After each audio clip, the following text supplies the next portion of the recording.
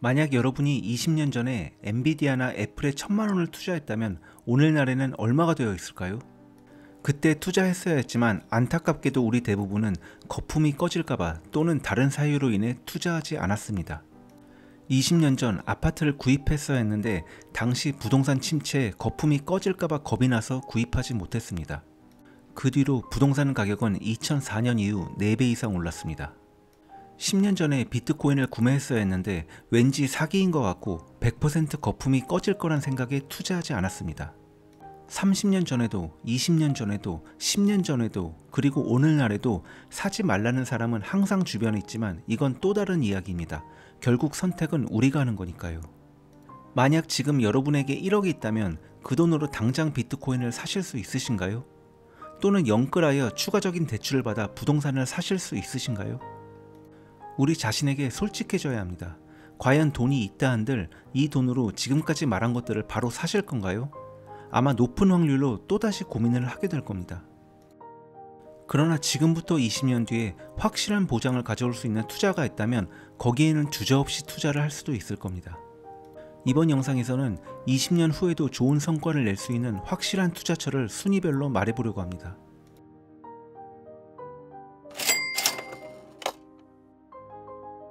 투자처라고 말하긴 애매하지만 우리가 이자 포함 한 달에 갚는 금액이 얼마인지 제대로 계산해보면 생각보다 훨씬 큰 비용을 초래한다는 사실을 알게 됩니다.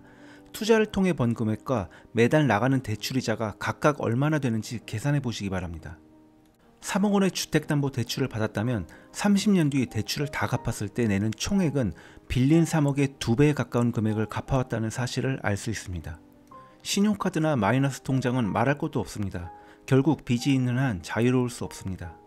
매일 9시에서 6시까지 일하며 번 돈 중에 3분의 1은 누군가에게 가져다 바쳐야 한다는 건 생각할수록 화가 나는 일입니다. 내 노동의 결실을 지속적으로 빼앗아가는 느낌이거든요. 따라서 조금 무리를 해서라도 적극적으로 빚을 갚는 것이 20년 후를 돌아볼 때 최고의 투자가 될 수 있습니다.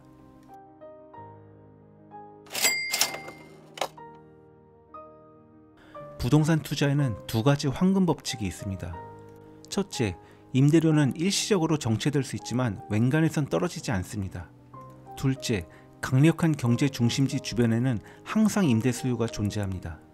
그리고 이 두 가지 법칙에 공통적으로 해당되는 것이 바로 위치입니다. 대도시는 크게 두 구역으로 나눠지는데 관광객이 주로 방문하며 상가들로 북적이는 구역과 수많은 기업이 사무실을 두고 있는 비즈니스 구역입니다. 이 두 구역 근방의 부동산은 항상 공급보다 수요가 많습니다. 또한 도보거리 내 괜찮은 대학이 위치한 부동산을 소유한다면 아주 훌륭한 현금 흐름을 창출할 수 있습니다.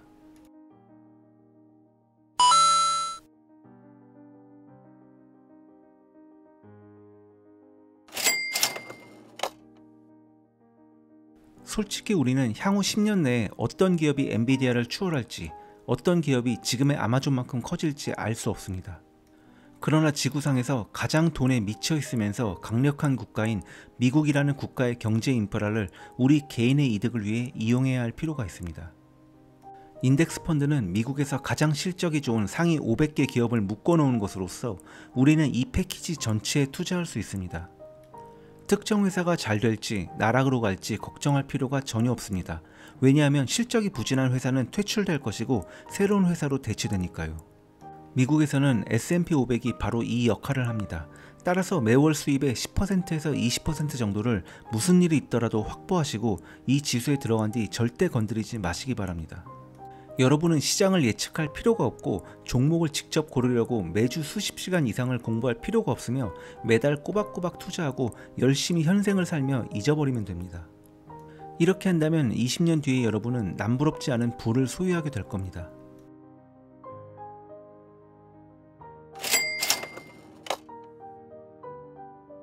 지금 여러분의 재정 상황은 지난 10년 동안 여러분이 끊임없이 내려왔던 재정적 결정의 결과물입니다. 그리고 20년 뒤의 분은 지금부터 내리는 재정적 결정들의 결과가 될 겁니다. 따라서 돈으로 무엇을 해야 할지 더 세심하게 신경을 쓰셔야 합니다. 대부분의 사람들은 자신이 다른 사람들보다 똑똑하다고 믿습니다. 그러나 이건 무지라는 맹목적인 오만함입니다. 지금 여러분의 순자산을 확인해 보세요. 숫자는 거짓말하지 않습니다. 금융 지식은 더 많이 배울수록 자본주의의 머니게임을 더욱 잘할 수 있게 됩니다. 여러분의 두뇌에 돈에 관련된 컨텐츠를 꾸준히 공급해주세요. 시간이 지남에 따라 무의식적으로 여러분의 뇌구조는 변하게 될 겁니다. 결국 돈의 흐름을 잘 이해할수록 여러분의 수익은 높아지게 됩니다. 다만 실제 10분에서 20분 분량의 책 내용을 두세 시간 분량으로 늘어지게 구성하여 돈을 버는 일부 악질 경제 라이브 팟캐스트에 너무 시간을 소모하지 마시기 바랍니다. 여러분의 시간만큼 소중한 것은 없습니다.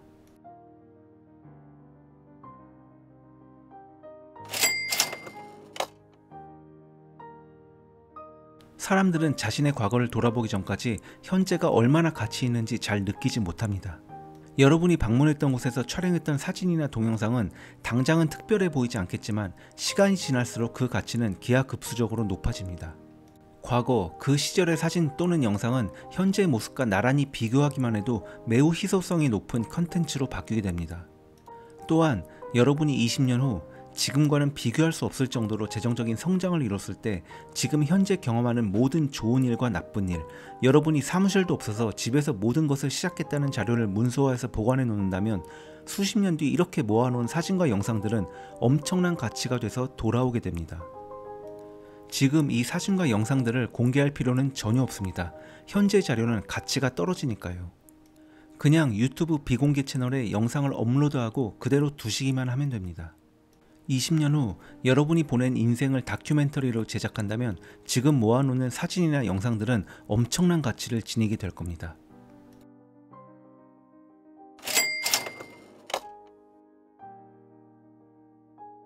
아이를 낳는다는 것은 큰 결정이기 때문에 아이를 올바르게 키울 수 있다는 확신이 들 때 아이를 낳아야 합니다. 그러나 아이에게 보다 나은 환경을 제공하기 위해 자신의 삶에 여유가 있을 때까지 기다리는 것은 어리석은 행동입니다. 자기 자신의 역량에 자신감을 가질 수 있는 시점에 도달하기만 하면 됩니다. 행복 그리고 삶의 목적이라는 관점에서 보자면 아이는 수억 년 동안 타의 추종을 불허하는 투자 수익을 제공합니다. 사람은 사랑을 하거나 사랑을 받아야 하는 존재이고 자손을 낳아 진정한 행복을 경험할 수 있도록 진화해 왔습니다. 아이들이야말로 진정한 행복을 경험하게 해주는 유일한 자산입니다. 왜냐하면 사람의 DNA에 그렇게 프로그래밍 되어 있으니까요. 나이가 들면 들수록 자녀와 함께 보내는 시간은 다른 무엇과도 비교할 수 없을 만큼 소중하다는 것을 깨닫게 됩니다.